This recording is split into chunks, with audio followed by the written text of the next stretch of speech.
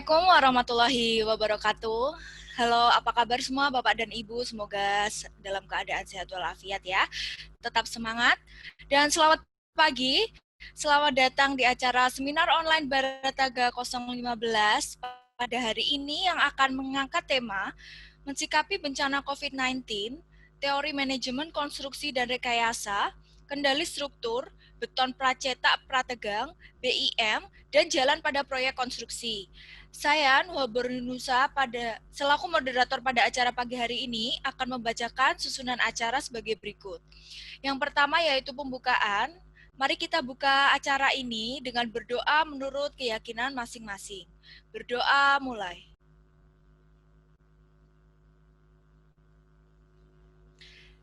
Berdoa cukup, langsung saja kita mulai dengan acara yang pertama, yaitu sambutan yang akan disampaikan oleh Bapak Dr. Gigi Haji Bambang Widayanto, Sarjana Kedokteran Gigi, Master of Business Administration, selaku Ketua Umum Dewan Pimpinan Daerah Gabungan Pengusaha Kontraktor Nasional Wilayah Daerah Istimewa Yogyakarta. Untuk waktu dan tempat kami persilahkan Bapak. Oke. Suara sudah bisa didengar, Mbak Nura? Sudah jelas Bapak. Ya, oke. Bismillahirrahmanirrahim. Assalamualaikum warahmatullahi wabarakatuh. Selamat pagi dan salam sejahtera bagi kita semua. Pada yang terhormat Bapak Insinyur Dwi Santoso MT, selaku Ketua Panitia Pelaksana, yang terhormat Bapak Insinyur Manahara Ersiahaan, Ketua Umum Dewan Pimpinan Pusat Asosiasi Tenaga Ahli Konstruksi Indonesia, dan Ketua Umum Dewan Pimpinan Pusat Gabungan Pengusaha Kontraktor Nasional Indonesia, pendiri Asosiasi Konsultan Nasional Indonesia, dan penanggung jawab Pilar Pengembangan Profesi, serta Direktur Utama PT Kencana Roda.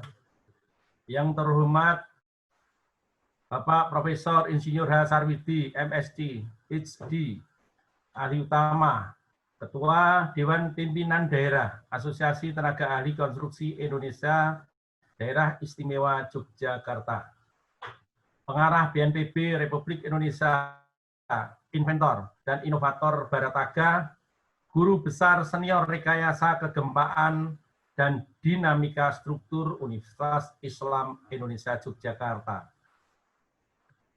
Yang terhormat Bapak Profesor Insinyur Yoyong Afriyadi, MSc, Guru Besar dan Rektor Universitas Atmajaya Yogyakarta, Pakar Kendali Struktur, HAKI. Yang terhormat Bapak Insinyur Hari Nugra Nurjaman, MT, Ketua Umum Ikatan Ahli Pracetak dan Prategang Indonesia, IAPI, Ahli Utama Teknik Bangunan Gedung.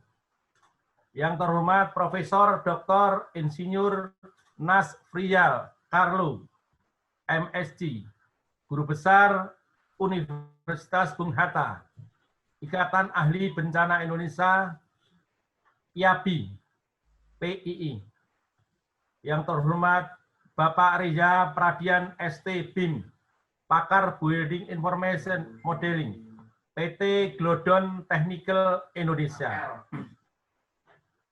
Dan yang kami hormati Bapak-Bapak, Ibu-Ibu, serta saudara-saudara peserta seminar online Semon seri 015, serta teman-teman panitia pelaksana yang berbahagia.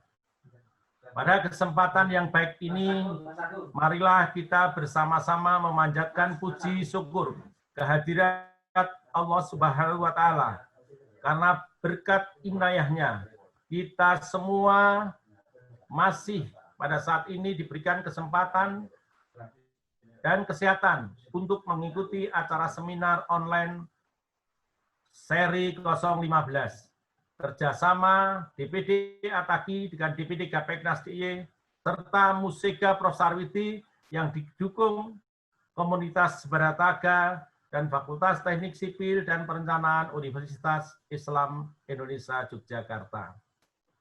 Bapak, Ibu, saudara-saudara, para peserta seminar online seri 015 yang berbahagia. Kami atas nama penyelenggara menyampaikan ucapan terima kasih atas partisipasi dan keikutsertaannya pada acara ini. Seminar online berseri ini merupakan salah satu kegiatan dari program pengembangan keprofesian berkelanjutan PPPKB bagi para pelaku dan tenaga ahli di bidang konstruksi. Penyelenggara seminar online ini dilatar belakangi oleh adanya bencana global pandemik COVID-19 yang telah berdampak luar biasa pada kehidupan umat manusia. Ribuan orang telah menjadi korban meninggal dunia. Selain dampak korban jiwa, sektor ekonomi dan sosial telah terdampak sangat signifikan. Demikian juga pada sektor industri jasa konstruksi. Pandemi COVID-19 telah membatasi interaksi konvensional yang biasa dilakukan secara fisik antar orang. Namun dengan menerapkan teknologi komunikasi 4.0, interaksi secara fisik konvensional tersebut dapat kita rubah menjadi interaksi modern secara maya. Sehingga di era bencana pandemi COVID-19 ini, kita masih dapat melakukan kegiatan seperti seminar online pada pagi hari ini. Dengan harapan dapat untuk meningkatkan pengetahuan dan kemampuan kompetensi para pelaku dan tenaga ahli di bidang konstruksi dalam bingkai program pengembangan keprofesian berkelanjutan. Kita berharap dengan doa dan upaya, mudah-mudahan bencana pandemi COVID-19 ini cepat teratasi. Kepada yang terhormat Bapak Isyun Manahara RSiaan, Ketua Umum DPP Ataki, Ketua Umum DPP Gapeknas, kami mohon berkenan untuk dapat memberikan kata sambutannya dan sekaligus membuka dengan resmi acara seminar online Barataka seri 015 ini. Dan kepada yang terhormat Bapak Profesor Hasarwidi, selaku Ketua DPD Ataki DIY, kami mohon di penghujung acara nanti berkenan untuk merajut presentasi materi para narasumber guru besar dan pakar di atas, serta sekaligus menutup acara seminar Barataka seri 015 ini. Selanjutnya kepada para peserta seminar online Semon seri 015 yang berbahagia, perlu kami sampaikan bahwa telah terbit Surat Edaran LPJK nomor 17 tanggal 29 Juli 2020 tentang pedoman pelaksanaan kegiatan program pengembangan keprofesian berkelanjutan secara daring, PPKB online. Maka penerbitan sertifikat dan nilai SKPK menyesuaikan dengan surat edaran tersebut. Satuan Kredit Pengembangan Keprofesian SKPK peserta seminar online ini menyesuaikan dengan waktu pelaksanaan. Dalam SE tersebut yaitu 5 SKPK sama dengan 3 JPL. 1 JPL sama dengan 60 menit. Jadi 180 menit atau 3 jam penyelenggaraan. Dan bisa mendapat tambahan 25 SKPK setiap peserta dengan membuat di akhir seminar ini sebuah tulisan atau executive summary pada materi seminar ini. Teknisnya nanti di penghujung acara bisa dikomunikasikan dan disampaikan kepada Ketua Panitia Pelaksana, Bapak Insinyur Dwi Santoso MT. Akhirnya kami ucapkan selamat berseminar bersama Musega, Barataka, Ataki, dan Gapeknas. Demikian sambutan yang dapat kami sampaikan. Kurang lebihnya kami mohon maaf. Dan tak lupa kami mengucapkan banyak terima kasih kepada segenap rekan-rekan panitia dan para pihak yang tidak dapat kami sebutkan satu persatu yang telah membantu dan turut terlibat untuk mensukseskan acara seminar berseri hingga hari pagi ini, seri yang ke-15. Terima kasih. Billahi taufik wal hidayah. Wassalamualaikum warahmatullahi wabarakatuh. Waalaikumsalam warahmatullahi wabarakatuh. Terima kasih atas sambutannya Bapak Bambang Widayanto. Dan selanjutnya, sambutan akan disampaikan oleh Bapak Insinyur Manahara R. Siahaan selaku Ketua Umum Dewan Pimpinan Asosiasi Tenaga Ahli Konstruksi Indonesia dan Dewan Pimpinan Pusat Gabungan Pengusaha Kontraktor Nasional yang sekaligus akan membuka secara resmi acara seminar online Barataga pada hari ini. Untuk waktu dan tempat kami persilahkan Bapak Manahara. Baik, selamat pagi Ibu Nuha, sudah diberi kesempatan, Ibu Nuha yang cantik. Assalamualaikum warahmatullahi wabarakatuh, salam sejahtera bagi kita semua, salam, Om Swastiastu, Namo Buddhaya, salam kebajikan. Selamat pagi buat kita semua. Yang kami hormati para narasumber, Bapak Profesor Insinyur Yoyong Afriyadi, MSc, Guru Besar, Rektor Universitas Atmajaya, Yogyakarta, pakar kendali struktur HAKI, yang akan menyampaikan materi dengan topik pengendalian getaran untuk mengurangi respon struktur bangunan akibat gempa. Ini seri pertama. Yang terhormat, narasumber Bapak Insinyur Hari Nugraha Nurjaman, MT, Ketua Umum IAPI, Ikatan Ahli Pracetak Prategang Indonesia, Ahli Utama Teknik Bangunan Gedung, yang akan menyampaikan materi dengan topik inovasi teknologi jalan pracetak dan prategang untuk konstruksi jalan tol dan preservasi jalan di new normal. Bapak Profesor Dr. Insinyur Nasfrijal Carlo, MSc, Guru Besar Universitas Bung Hatta, IAB dan PI, akan menyampaikan materi dengan topik implementasi K3 dalam manajemen konstruksi. Bapak Reza Pradian, ST BIM, pakar Building Information Modeling, PT Glodon Technical Indonesia, akan menyampaikan materi dengan topik implementasi 5D, Building Information Modeling, seri kedua. Kepada yang kami banggakan, Bapak Doktor, saudaraku Bapak Doktor Haji Bambang Widayanto, MBA, Ketua Umum DPD Gapeknas, DIY. Saudaraku Profesor Insinyur Haji Sarwidi, MSCE, PhD, AU, Ketua DPD Ataki DIY. Pegarap BNPB-RI, inovator dan inovator Barataga, Guru Besar Senior Rekayasa Kegempaan dan Dinamika Struktur UI Yogyakarta, yang akan merajut materi presentasi dari narasumber, guru besar dan pakar seminar. Dan kepada Insinyur Dwi Santoso MT, Ketua Panitia Pelaksana Seminar Online seri ke-15, kerjasama Ataki, Gapeknas, dan Musega, dukung komunitas Barataga, dan Fakultas Teknik Sipil Perencanaan Universitas Islam Indonesia, Jogja.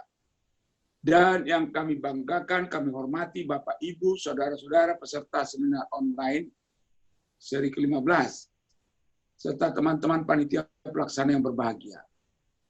Pada kesempatan ini, kesempatan yang baik ini, marilah kita bersama-sama memanjatkan puji syukur kehadirat Tuhan Yang Maha Esa, karena berkat jalan kita semua pada hari ini diberi kesempatan, diberi kesehatan untuk mengikuti acara seminar online seri ke-15 ini. Bapak, Ibu, saudara-saudari, di masa pandemi COVID-19 telah menciptakan kebutuhan dan perlunya menjaga jarak dalam interaksi sosial, sehingga setiap individu yang rentan tidak akan terkena virus. Model ini menghendaki agar setiap individu dapat melakukan tanggung jawab bagiannya guna memperlambat penyebaran virus. Kita sepakat, di era industri 4.0 ini, seminar pembelajaran tatap muka kita ganti dengan seminar online. Saat ini kita memasuki semon yang ke-15. Kami mengharapkan Bapak, Ibu, saudara-saudari dapat memanfaatkan kondisi ini dengan sebaik-baiknya sebagai seorang profesional yang beretika untuk dipergunakan dalam pelaksanaan pembangunan infrastruktur yang terbentang luas di hadapan kita. Demikian yang dapat kami sampaikan. Atas segala kekurangan kami mohon maaf. Tak lupa kami ucapkan terima kasih kepada segenap rekan-rekan panitia dan para pihak yang tidak dapat kami sebut satu persatu untuk terlaksananya seminar online ini. Demikian sambutan kami, dan akhirnya kami diberikan tugas oleh panitia, oleh Ibu Nuhe, ya, untuk membuka seminar ini. Seminar ini kami buka dengan resmi. Terima kasih. Salam untuk kita semua. Ya, baik. Terima kasih atas sambutannya Bapak Manahara. Dan untuk acara selanjutnya, langsung saja kita ke acara pertama, yaitu dengan pembicara sesi pertama, topik pertama, yang akan mengangkat judul Aplikasi Tunmas Damper untuk mengurangi respons struktur bangunan akibat gempa seri pertama, yang akan dipresentasikan oleh Bapak Profesor Insinyur Yoyong Arfiadi, Master of Engineering, Doktor of Philosophy, selaku Guru Besar dan Rektor Universitas Atmajaya Yogyakarta, pakar kendali struktur, dan Himpunan Ahli Konstruksi Indonesia. Untuk waktu dan tempat, kami persilahkan Bapak. Tes, apakah suara saya terdengar? Terdengar jelas Bapak. Terima kasih, Ibu Moderator. Yang saya hormati Bapak Dr. Gigi Bambang Widayanto SKG MBA, Ketua Umum DPD Gapeknas DIY.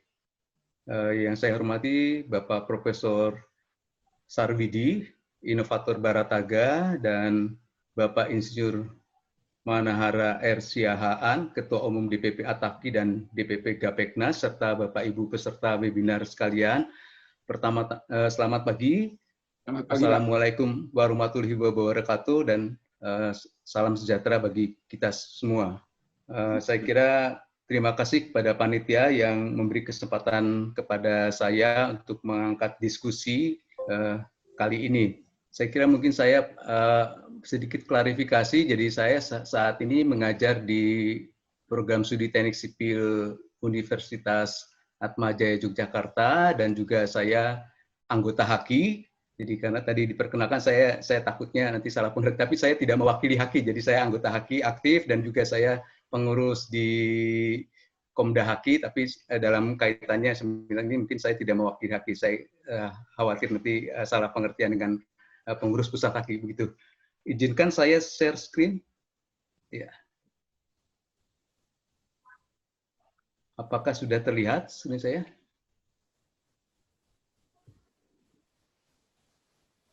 Apakah sudah terlihat belum ya? Sudah Bapak. Oke, baiklah. Jadi saya kira pada kesempatan kali ini saya akan mencoba mengangkat diskusi terkait dengan aplikasi Tunmas Damper untuk mengurangi respons struktur akibat gempa. Nah, saya kira ini kira-kira apa yang akan kita bahas dalam webinar kali ini, yaitu mengapa kita perlu mengendalikan getaran. Kemudian nanti akan kita lihat beberapa teknik pengendalian getaran yang ada, dan secara khusus kali ini kita akan membahas aplikasi Tunmas Damper atau TMD atau PMT kalau dalam bahasa Indonesia mungkin itu. Kemudian nanti bagaimana cara merencanakannya dan kesimpulan, ya. Saya kira itu. Kemudian, nah, saya kira mengapa kita perlu mengendalikan getaran. Saya kira kita tahu ada kecenderungan atau fenomena, jadi karena ada perkembangan teknologi, kemudian keterbatasan lahan, dan saya kira ini juga penting ya, keinginan manusia untuk semakin maju. Jadi kita ini saya kira senang sekali dengan tantangan, jadi kita selalu ingin maju, sehingga ada kecenderungan struktur semakin fleksibel, yaitu gedung semakin tinggi, jembatan semakin panjang.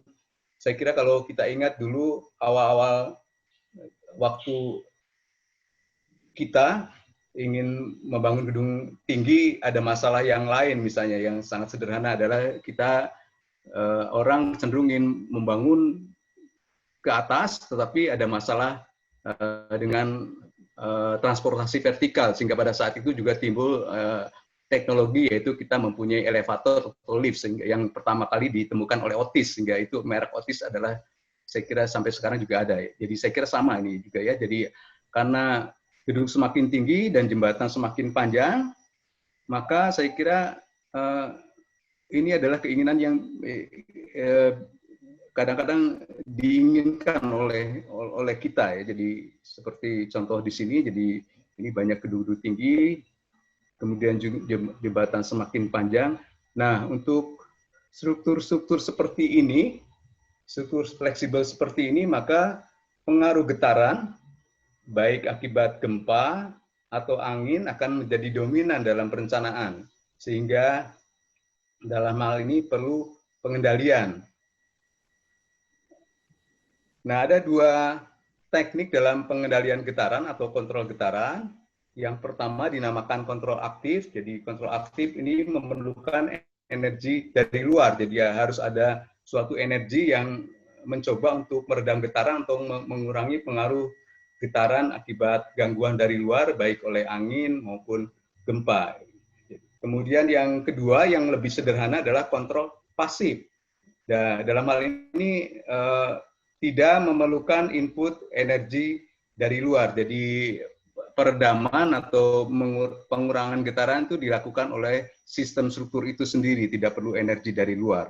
Nah, saya kira kedua teknologi ini saya kira sudah berkembang di banyak negara dan sudah diaplikasikan baik untuk kontrol aktif maupun kontrol pasif. Memang ada kelebihan dan kekurangan masing-masing.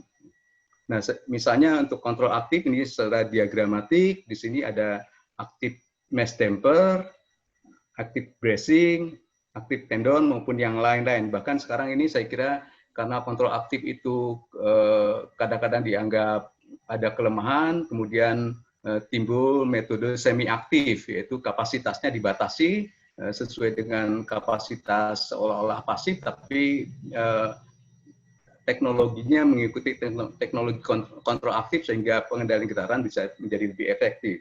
Tetapi yang paling sederhana sebetulnya adalah kontrol pasif. Jadi beberapa teknik di sini yang pernah diajukan adalah Chun mesh damper yang akan kita bahas kali ini, kemudian Chun liquid damper, kemudian juga bracing atau hydraulic damper, dan teknik-teknik yang lain. Saya kira banyak yang lain. Ya, ini hanya contoh saja yang saya sampaikan. Saya kira teknik-teknik yang lain juga banyak diajukan.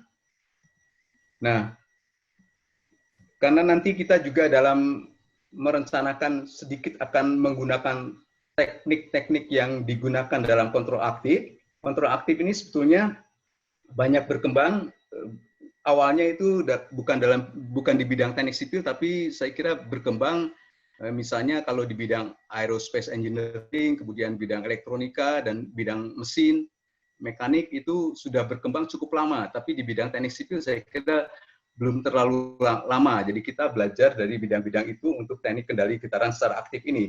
Jadi prinsipnya dapat dilihat di sini. Jadi kalau ada gangguan baik akibat gempa misalnya maupun angin, maka ada responsnya. Respons itu di sini dalam teknik kendali modern itu dijadikan dua macam, yaitu output yang diatur dan output yang diukur ya. Jadi output yang diatur itu nanti yang ingin kita minimumkan responnya, ingin kita reduksi pengaruhnya, besarnya. Kemudian output yang diukur oleh sensor ya.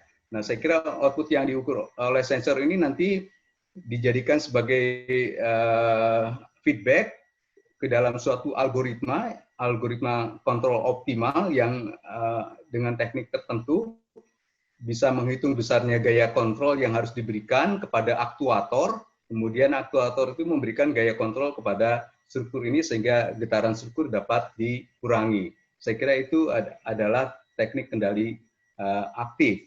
Nah, saya kira teknik kendali pasif lebih sederhana atau dapat dikatakan sangat sederhana karena tidak memerlukan input energi dari luar. Nah, salah satu teknik kendali getaran pasif ini adalah Chun mesh damper atau TMD atau peredam massa terselaras atau PMT ya. Jadi saya kira itu. Nah, ini beberapa prinsipnya adalah secara sederhana, misalnya kalau ini contoh pada suatu gedung bertingkat tinggi, jika gedung bergoyang ke kanan, maka TMD akan mencoba mengembalikan gedung tersebut ke posisi semula. Jadi TMD bergerak ke kiri supaya respon struktur dapat dikurangi, dalam hal ini dikendalikan gitu ya, harapan kita. Nah, ini beberapa aplikasi yang sudah ada, ya, sudah diaplikasikan yang terkait dengan Tune Mesh Damper. Ini adalah salah satu gedung Trumwood Tower di United States. Jadi saya kira ini dapat dilihat datanya. Gedung ini jumlah lantai 72, tingginya 262 meter, dan digunakan Tune Mesh Damper seberat 600 ton. Ya, jadi ini selesai dibangun pada tahun 2001. Kemudian contoh yang lain ini juga sangat terkenal yang biasa dijadikan contoh aplikasi TMD, yaitu John Hancock Tower. Jadi saya kira ini gedung yang sudah cukup lama dibangun, yaitu selesai dibangun tahun 1976. Jadi tingginya sekitar 240, jumlah lantai 62, dan ini ada 2 buah TMD dipasang pada gedung John Hancock Tower ini. Jadi ini mungkin gambarnya, jadi kira-kira seperti itu, dalam arah sumbu lemah dipasang 2 TMD seperti yang ada di sini dengan ukuran-ukuran yang dapat dilihat di sini. Jadi TMD-nya masing-masing 300 ton, ukuran gedungnya kira-kira 32 meter kali 100 meter gitu ya. Dan TMD ini diletakkan di lantai 58. Jadi saya kira ini data TMD-nya, jadi ukurannya dan harganya ya pada saat itu ya. Nah, kemudian juga saya kira ini bangunan yang sangat artistik, yaitu di Dubai, Burj Al Arab, jadi dipasang beberapa TMD, 11 TMD kecil-kecil 5 ton ukurannya. Kemudian juga ini di Doha, Sport City Tower ini atau gedung Aspire, gitu ya. Jadi ini dipasang TMD di salah satu lantainya seberat 140 ton. Juga saya kira ini gedung yang dibangun di Amerika Serikat, jadi ini gedung yang sangat terkenal juga. Saya kira kalau arsitek biasanya diperkenalkan gedung ini ya, jadi karena ini perancangnya sangat terkenal.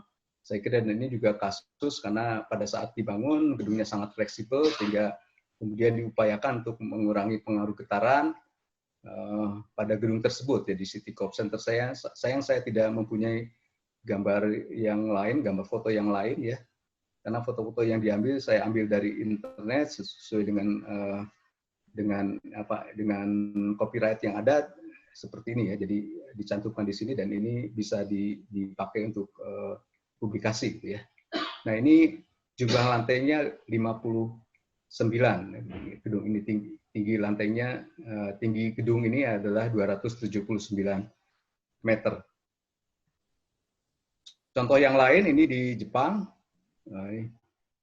jadi Crystal Tower di Osaka, jadi TMD-nya 6 kali 90 ton. Jadi sebetulnya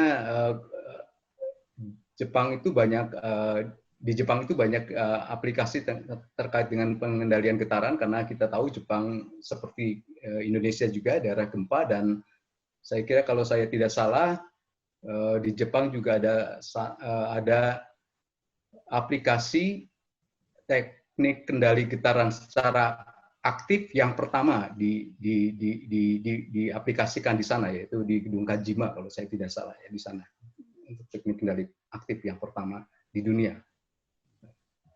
Kemudian ini ya saya kira ini juga sangat terkenal ya saya kira di Taipei pernah menjadi gedung tertinggi di dunia sebelum dikalahkan oleh gedung-gedung yang lain saya kira ya. Jadi ini tingginya sekitar 509 meter, jumlah lantainya 101 sehingga dinamakan gedung 101 building gitu ya, karena jumlah lantainya 101 di Taiwan. Dan saya kira ini TMD-nya, jadi view gedungnya, jadi dipasang TMD dengan berat 730 ton, jadi saya kira ini sebagai gambaran. Jadi ini digantung dari lantai 92 ke bawah sampai di lantai 87, dan saya kira ini dijadikan semacam jadi pariwisata itu ya, tourism ya, karena kita bisa melihat ke sana untuk melihat TMB-nya. Jadi saya kira ini sebagai perbandingan, kalau ada yang berdiri di sini, kira-kira besarnya TMB seperti ini ya. Jadi kebetulan ini seperti ini ya, tapi bandul ya. Tapi ada juga kalau yang di City Corp itu blok massa beton gitu ya. Hanya saya tidak gambarnya ya. Nah, saya kira ini aplikasi di 101 building, view-nya adalah ini, jadi digantung dari lantai 92 ke bawah ke lantai 87. Nah, saya kira sebetulnya sudah lama orang itu ingin mencoba mengurangi pengaruh getaran. Jadi saya kira ini misalnya secara historis dimulai dari Fram tahun 1909 yang mengajukan paten di Amerika Serikat. Jadi sistemnya sangat sederhana. Jadi ada suatu massa, kemudian dengan spring, kemudian kalau diberi massa tambahan dan spring, kalau misalnya massa ini diberi beban harmonik, maka struktur ini, massa utama ini dapat teredam. Jadi kalau dilihat, kita tahu dari dinamika struktur ya, single degree of freedom system, dan tampak di sini bahwa tidak ada redaman baik pada massa utama maupun massa tambahan ya, massa tambahan. Jadi kemudian juga Fram mengajukannya beban yang ada atau dikerjakan bebannya hanya beban harmonik pada massa utama M besar ini. Kemudian saya kira kemudian ini diperbaiki oleh Den Hartog. Jadi saya kira ini juga sangat terkenal. Jadi persamaannya masih banyak dipakai untuk perencanaan TMB sampai sekarang, saya kira ya. Jadi saya kira Den Hartog memperbaiki model yang digunakan oleh Fram, yaitu pada masa tambahannya sekarang ada redaman, ada C-nya, CD ya. Tapi sama dengan Fram, ini modelnya masih single degree of freedom, kemudian juga tidak ada redaman pada massa utama, juga bebannya beban harmonik pada massa utama. Kemudian Warburton saya kira ini memperbaiki model yang dikemukakan oleh dua terdahulu, karena dalam model Warburton ini baik pada massa utama maupun massa tambahan itu dua-duanya ada redamannya, dan ini saya kira Warburton mengembangkan beberapa rumus untuk berbagai macam beban. Saya kira ini sangat terkenal juga. Nah, saya kira prinsipnya sebetulnya atau tujuannya adalah kita ingin mendapatkan nilai optimum baik dari nilai kekakuan maupun nilai redaman dari TMB ini. Karena biasanya massa dari TMB itu ditentukan oleh perencana, oleh desainernya. Ditentukan, kemudian nilai-nilai optimum yang dicari adalah nilai kekakuan dan nilai redaman dari TMB tersebut.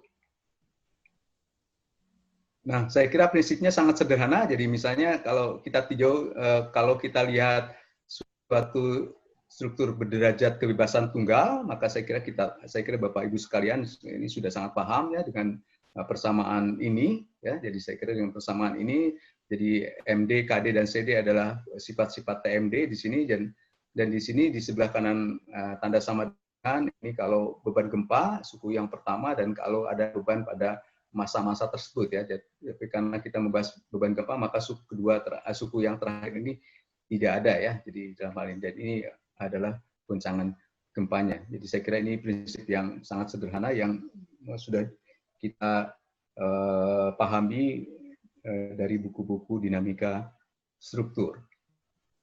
Nah, saya kira kita lihat secara detail bagaimana sebetulnya pada saat itu Fram mengembangkan keadaan ini. Jadi tampak di sini misalnya F adalah F0 sin omega 0T, jadi omega 0 adalah frekuensi dari bebannya. Ya, jadi ini tadi seperti tadi, ini ada sistemnya single degree of freedom, tidak ada redaman baik pada massa utama maupun massa tambahan, dan bebannya harmonik ya. Kemudian dari situ kita tahu bahwa kalau bebannya harmonik, maka responsnya U adalah respons pada massa utama dan UD pada massa tambahan, damper, itu juga harmonik ya. Jadi misalnya A untuk U kira-kira A sin omega 0T, UD AD sin omega 0T ya. Jadi seperti itu, dan kita harus mencari nilai A dan AD ya. Saya kira dengan mudah sekali kita dapatkan, karena kita tahu K adalah M kali omega kuadrat, kemudian kita dapatkan persamaan ini ya. Bebannya hanya pada massa utama. Kemudian saya kira karena ada dua variabel yang belum diketahui, yaitu A dan AD, maka dengan mudah, karena ini menjadi 2 derajat kebebasan, saya kira dengan 2 bilangan anu, A dan AD, maka kita bisa mengambil determinan dari matriks ini, sehingga A adalah didapatkan ini ya.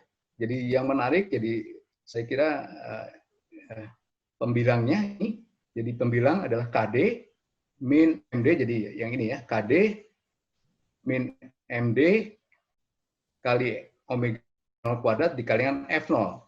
Jadi artinya apa? Jadi saya kira di sini sangat jelas, kalau KD itu sama dengan MD omega 0 kuadrat, maka betul-betul nilai A ini sama dengan 0.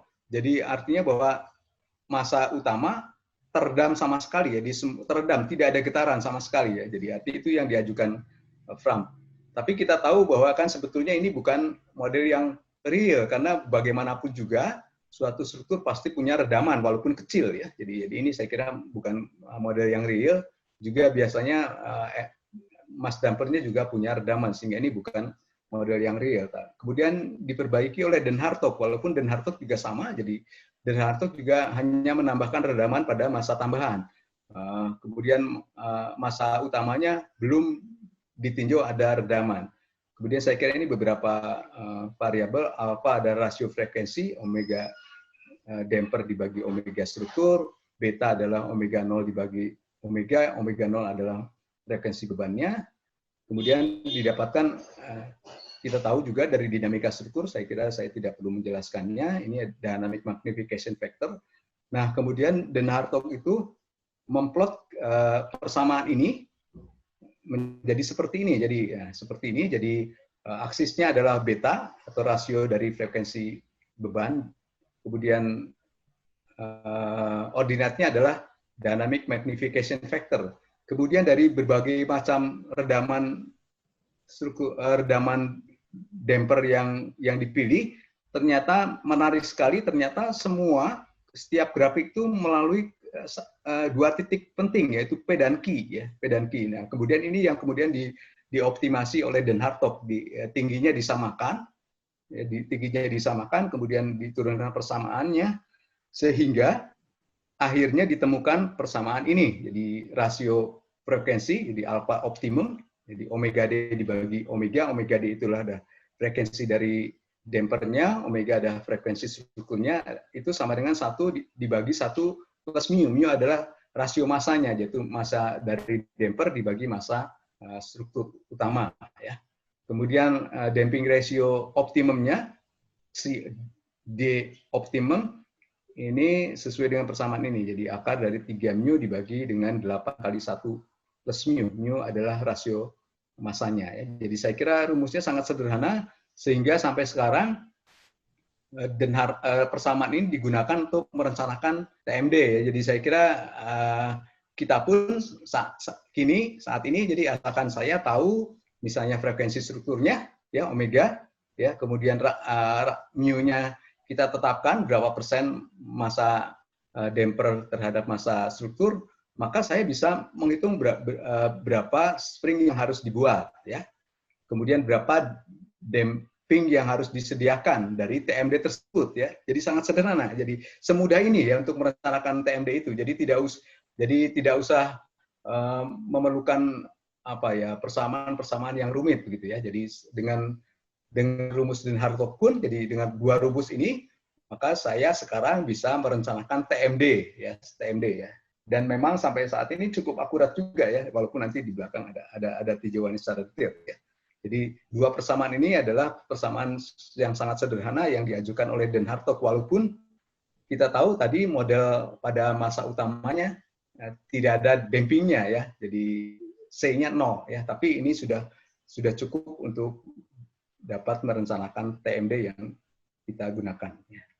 Nah, saya kira kemudian seperti yang tadi Warburton memperbaiki modelnya, jadi sekarang pada masa utama ada damping, kemudian Warburton juga memplot dynamic magnification factor dan tampak bahwa di sini tidak seperti yang diplot oleh Den Hartog, jadi tidak ada titik-titik potong ya, jadi semuanya tidak jelas begitu ya, sehingga Warburton kemudian saya kira menurunkan persamaan-persamaan, saya kira bisa dilihat di Jurnal Earthquake Engineering and Structural Dynamics tahun 80 dan 82 kalau saya tidak salah.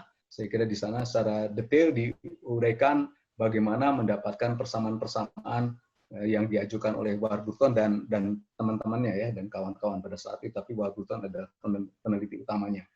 Nah, kemudian sampai akhirnya diperoleh salah satu persamaan ini ya, alpha optimumnya, jadi agak berbeda sedikit dengan rumus Den Hartog, tapi saya kira tidak, walaupun tidak, jadi artinya juga seperti ini ya, jadi kalau saya bisa mendapatkan alpha optimum, maka saya bisa mendapatkan omega dari dampernya, sehingga saya dapatkan kekakuan dari dampernya.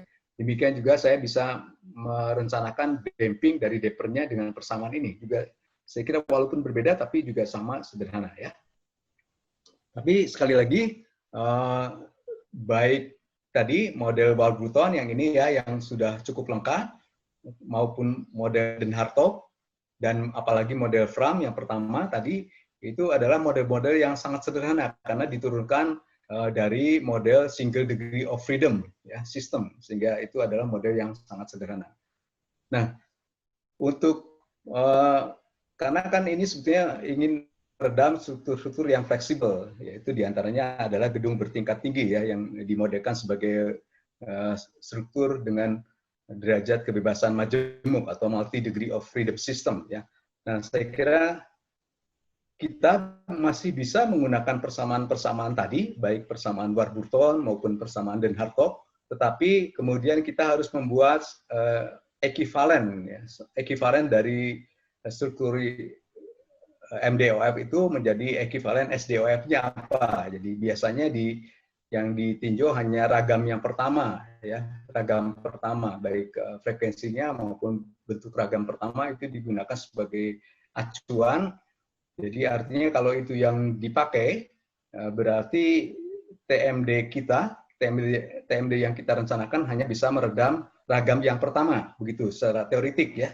Walaupun mungkin ragam-ragam yang lain bisa juga diredam, tapi theoretically, maka kalau saya ubah sifat-sifat MDOF menjadi SDOF dengan hanya memperhatikan ragam yang pertama, maka itu berarti kita melakukan tuning terhadap struktur itu untuk ragam yang pertama tersebut ya. Nah, saya kira itu kelemahan dari metode yang tadi ya. Nah, untuk itu saya kira banyak peneliti yang kemudian langsung menggunakan model-model struktur apa adanya. Jadi kalau gedung itu ya bertingkat tinggi ya struktur itu yang direncanakan, tidak peduli mau ragam yang keberapa yang harus direduksi gitu ya. Jadi karena ini lebih umum, walaupun secara umum kalau kita tahu untuk yang reguler kita tahu bahwa yang dominan biasanya ragam yang pertama, kita tahu dari teori-teori ya.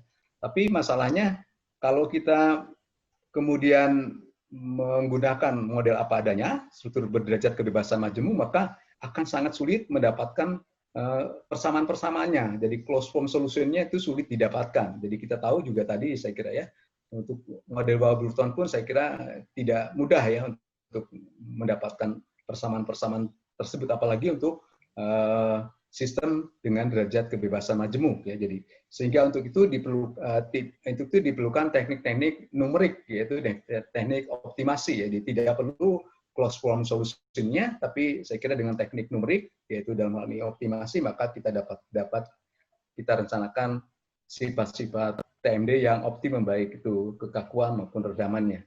Nah, ini saya kira ini tadi sudah saya bahas, jadi konversi dari MDOF ke SDOF, kemudian digunakan persamaan-persamaan single degree of freedom, baik persamaan entah itu Den Hartog maupun persamaan dari Warburton ataupun persamaan-persamaan lain, karena sebetulnya tadi saya hanya menampilkan hanya dua persamaan ya, jadi dua persamaan dari Den Hartog dan Fram. Sebetulnya banyak peneliti yang juga mencoba mengajukan persamaan-persamaan untuk single degree of freedom ya, seperti Sadek dan sebagainya ya. Ada beberapa peneliti yang juga mengajukan persamaan-persamaan untuk merencanakan TMD ini ya, tapi karena tadi yang Den Hartog dan Warburton itu sangat terkenal, itu sehingga yang saya cuplik di sini ya. Jadi artinya yang pertama adalah kita konversi dari MDOF ke SDOF, kemudian digunakan persamaan single degree of freedom. Nah, yang kedua yang tadi sudah juga saya sampaikan, jadi digunakan model multi degree of freedom apa adanya dan digunakan teknik numerik, yaitu teknik optimasi untuk mendapatkan sifat-sifat TMD. Nah, saya kira pendekatan satu, jadi seperti tadi ya, jadi misalnya struktur ini ya mempunyai M, C, dan K, massa, redaman, dan kekakuan. Jadi ini adalah sistem berderajat kebebasan majemuk, kemudian dikonversi ke SDOF, jadi ini jadi ekuivalennya. Jadi dan ini hanya menggambarkan sifat-sifat ragam yang pertama. Jadi misalnya M1 ya. Jadi dapat diperoleh saya kira dari teori dinamika struktur P1 transpos kali M1 kali M ya, maaf ini ada salah mesti M ya, kali M kali P1. Jadi ini adalah generalized mass gitu ya. Jadi untuk ragam yang pertama. Kemudian juga rasio redamannya yang pertama dan omeganya juga omega yang pertama. Artinya bahwa kalau kita konversi ke sistem ini berarti kita merencanakan TMD untuk seolah-olah meredam getaran untuk ragam yang pertama saja gitu ya.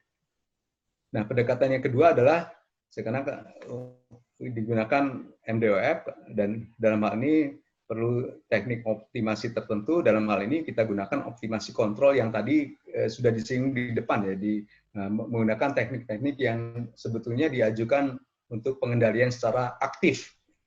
Jadi di sini harus ada suatu fungsi objektif tertentu yang harus dipilih.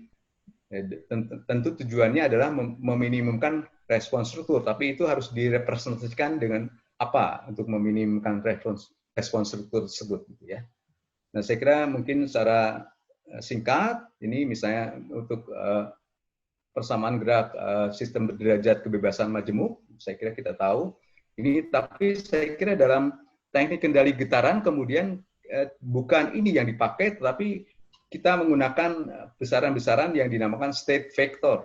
State vector itu terdiri dari US dan US dot. US itu adalah perpindahan, US dot itu kecepatan. Jadi sekarang variabel Z-nya itu adalah, jadi kalau di persamaan ini, jadi kita lihat ya, ini persamaan yang kita sudah sangat kenal, tetapi dalam teknik kendali getaran aktif biasanya dirubah menjadi besarannya menjadi Z yang terdiri dari perpindahan dan kecepatan, dan akhirnya dengan substitusi ya saya sangat mudah dapat diperoleh Z dot ini ya. Jadi Z dot itu berarti ada turunan pertama dari Z. Berarti ini adalah isinya adalah US dot dan US dot dot. Jadi isi Z dot ini adalah kecepatan dan percepatan. Dan ini maaf, waktu kurang 5 menit lagi ya. Baik, saya coba percepat.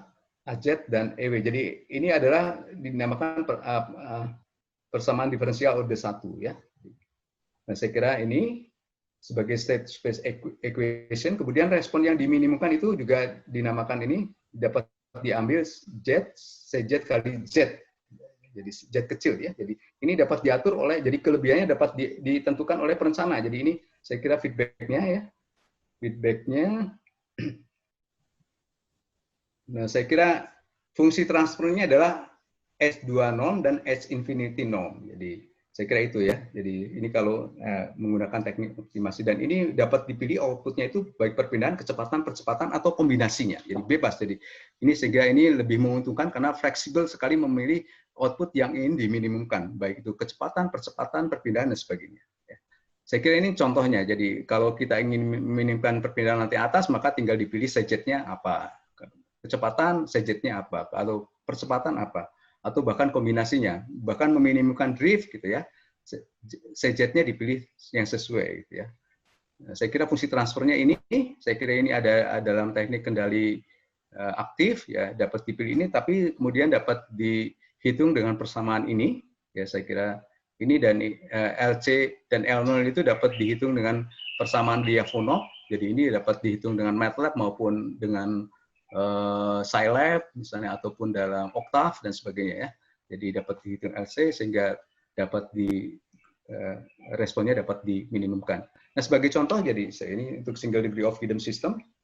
Jadi ini ya, jadi saya kira sebagai contoh, saya kira ini bisa diikuti secara mudah karena kita gunakan rumus Den Hartog seperti ini ya, sehingga didapatkan KD-nya dan rasio redaman dari struktur tersebut. Dan kemudian dengan KD dan rasio redaman ini kemudian kita aplikasikan ke struktur tersebut, kemudian sebagai contoh ya, kemudian diplot responsnya, ini hanya sebagai contoh, ini adalah respons struktur dengan TMD dan tanpa TMD oleh gempa El Centro misalnya ya, sebagai contoh ya. Jadi sangat sederhana tadi seperti yang tadi ya. Ini kalau digunakan teknik optimasi, jadi hasilnya ini jadi sama ya. Kalau diplot hasilnya hampir sama ya, baik Den Hartog, kemudian H2 sebagai fungsi objektif dengan Z perpindahan dan Z percepatan, jadi mirip-mirip ya hasilnya. Nah, ini kalau 10 lantai ya, saya kira ini contohnya 10 lantai. Ini kalau digunakan rumus Den Hartog maka diubah ke ragam pertama dengan persamaan yang tadi ya, sehingga saya dapatkan M1, kemudian alfanya dapat dihitung, KD-nya dapat dihitung ya, sehingga rasio redamannya dapat dihitung, kemudian sifat-sifat itu diaplikasikan lagi ke struktur ini. Kemudian ini kalau dengan algoritma genetik gitu ya, diperoleh KD dan CD misalnya. Sebetulnya untuk optimasi dengan metode apa saja, tapi yang penting ada fungsi objektifnya ya, fungsi objektifnya yang dipilih, dan tadi dipilih fungsi transform dari gangguan ke regulated output, yaitu Z kecil ya. Nah, ini perbandingan hasilnya. Ini perbandingan hasilnya apabila diplot dengan metode-metode yang ada ya, selain Warburton dan Den Hartog, diplot juga metode SADC ya di sini ya. SADC ini yang tanpa TMD, ini dengan TMD, jadi dapat direduksi. Nah, ini kalau saya ingin melihat rasio massa, misalnya ini rasio massanya dinaikkan, ternyata alfanya makin menurun ya kalau apa. Jadi artinya bahwa kalau alfa makin tinggi kan artinya mendekati 1, artinya bahwa frekuensi TMD dan frekuensi struktur mendekati sama. Tapi kalau massanya diperbesar, maka itu makin lama makin kecil gitu ya. Sedangkan ini rasio redamannya. Nah, ini saya kira metode perbandingan beberapa metode. Ini perbandingan beberapa metode. Nah, saya kira untuk aplikasi 3 dimensi, saya kira juga, karena kan tadi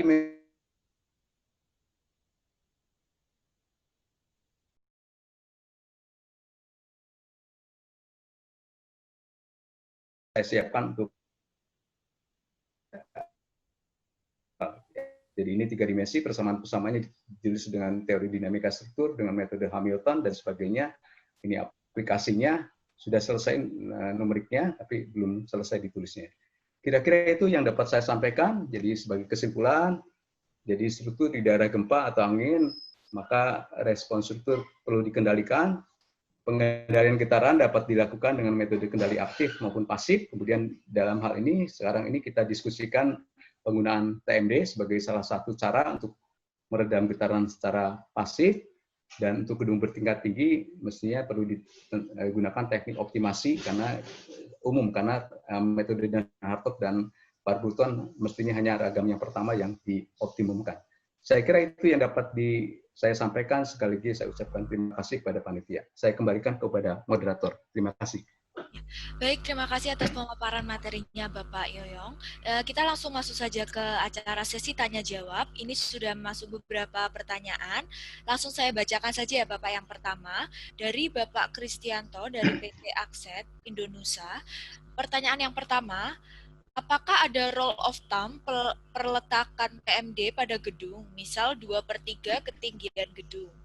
Lalu pertanyaan yang kedua, bagaimana cara penentuan total berat TMD yang dibutuhkan pada masing-masing gedung?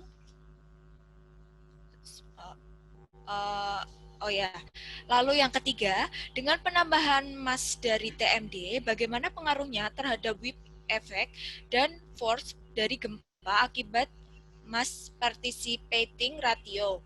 Dan yang keempat, apakah ada rule of thumb dalam penentuan total mass damper yang digunakan, bagaimana sistem untuk mencegah pergerakan lateral amplitude displacement dari TMD agar tidak berlebihan ketika sistem TMD bergerak? Ya, itu Bapak pertanyaannya. Terima kasih. Jadi saya kira ini banyak pertanyaan, semoga saya bisa menjawabnya. Yang pertama, apakah ada rule of thumb terkait dengan letak TMD gitu ya?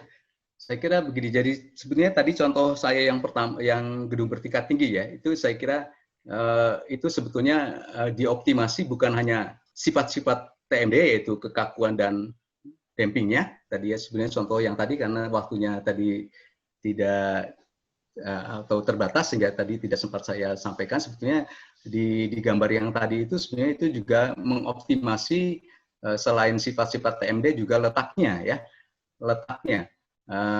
Dan itu mungkin tidak bisa diakomodasi oleh persamaan Den Hartog dan Warburton. Tapi secara rule of thumb, tadi kan letaknya di mana ya? Rule of thumb mestinya jadi untuk yang gedung-gedung yang reguler itu kan biasanya letaknya itu sesuai dengan bentuk mode shape, karena saya kira kita tahu ya mode shape-nya yang paling besar adalah di lantai atas. Dan ternyata dari yang tadi ya, dari optimasi yang tadi sebenarnya saya ingin membuktikan juga apakah betul jadi teori dinamika struktur yang kita pahami selama ini. Jadi kalau mode yang pertama atau displacement yang pertama dari mode shape itu di lantai atas itu diletakkan di lantai atas. Ternyata betul juga dari optimasi itu ternyata untuk yang struktur reguler itu letak TMD-nya itu diletakkan di tempat displacement atau mode shape yang maksimum gitu ya. Tetapi saya kira itu untuk yang reguler ya, artinya seperti shear building. Tapi untuk gedung-gedung 3 dimensi yang tadi sebenarnya di akhir presentasi saya itu tidak bisa seperti itu ya letaknya. Jadi saya kira itu harus dipilih, arahnya pun harus dipilih, bukan hanya arah X seperti yang tadi di contoh di gedung John Hancock Tower, tapi mungkin juga bisa ke arah X dan Y, dan letaknya bisa diatur dengan teknik optimasi tadi ya. Walaupun tadi tidak kita bahas secara detail, tapi saya kira bisa dibaca, karena saya kira bukunya banyak dan papernya ada di mana-mana juga, saya kira. Itu ya. Jadi saya kira untuk yang sederhana, gedung sederhana, maka biasanya diletakkan di lantai atas atau di bawah sedikit, karena di lantai atas kan agak susah juga karena ya peletakannya. Begitu ya. Kira-kira itu. Kemudian bagaimana nomor 2 itu apa ya? Beratnya memang itu, kalau beratnya itu kan tergantung dari seberapa besar kita ingin meredam getaran itu, karena ini kan seolah-olah kita memberikan gaya luar, tapi secara